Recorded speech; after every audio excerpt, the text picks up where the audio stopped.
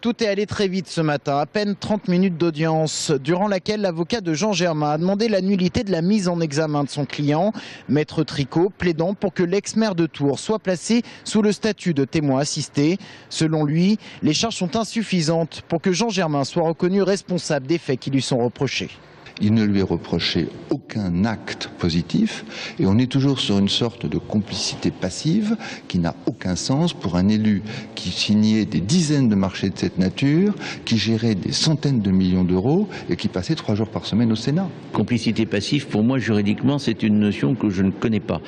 Ce que je peux dire, en tout cas, ce qui m'apparaît certain, c'est qu'il n'y a pas eu d'interruption dans le contrat de travail de Madame Anne entre la mairie et le SPL. Le parquet général a reconnu qu'il avait été regrettable, de par l'immunité de Monsieur Germain, que ma cliente soit la seule à supporter les conséquences de cette affaire jusqu'à ce que l'immunité puisse être levée.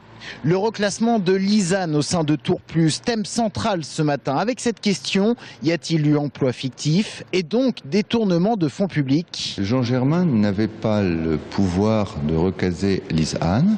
Pourtant, lors de son audition, Jean-François Lemarchand, le directeur de l'Office de tourisme de Tours Plus, avait fait part de pression de la part de Jean Germain pour accepter Lisanne au sein de la structure. Sur ce point, c'est donc toujours parole contre parole. Mais en ce qui concerne le détournement de fonds publics, les deux avocats ont noté ce matin une évolution à la faveur de leurs clients.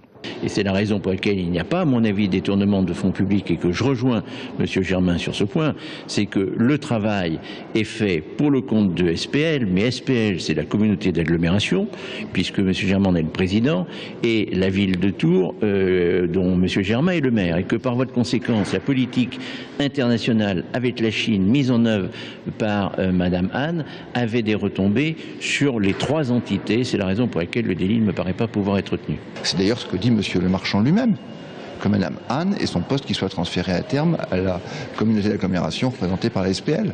D'un côté, un avocat qui veut dédouaner son client. En face, un autre avocat qui souhaite que sa cliente ne porte pas toute seule le poids de cette affaire. On devrait en savoir un peu plus le 29 octobre prochain, lorsque la décision sera rendue.